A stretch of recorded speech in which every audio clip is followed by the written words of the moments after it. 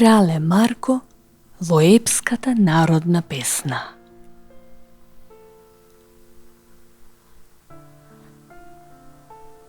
Централен лик во македонските јуначки песни е Марко Крале.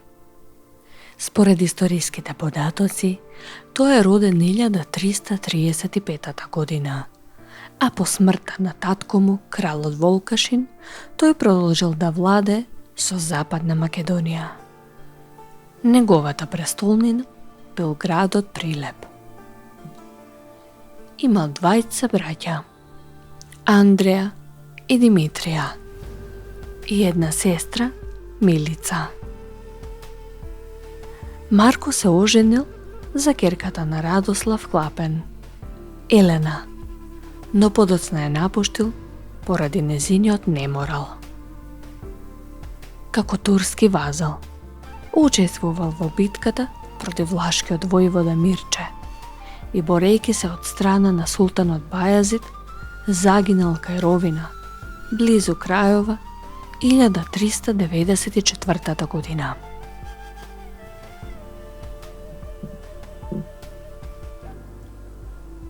Само од овие толку обични детали од животот на Марко, народниот пејач направил неповторлив јунак.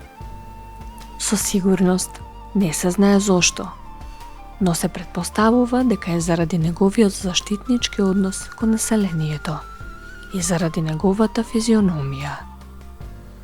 Поетската биографија на Марко Крале е сочинета од мотивот за чудесното раѓање на јунакот, кога наречниците му прорекле дека ќе му ги скрши коските на татка си Волкашин. Од мотивот за здобивање на чудесната сила.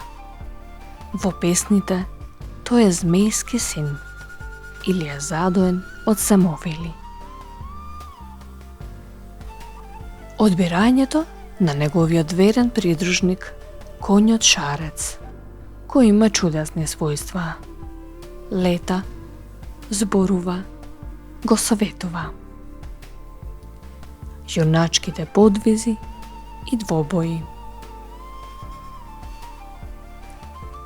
И губењето на силата на јунакот.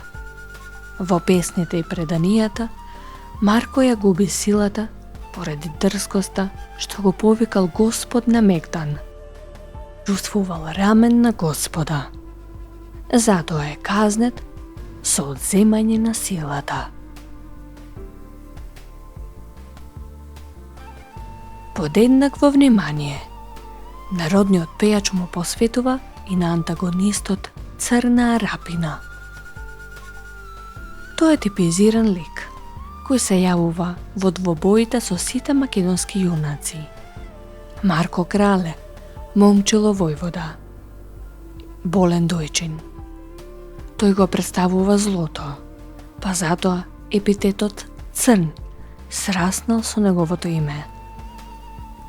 Во описите е хиперболизиран, на конотација и всушност представува олицетворение на османлиите арачли, кои собирале големи даноци од сиромашниот македонски народ.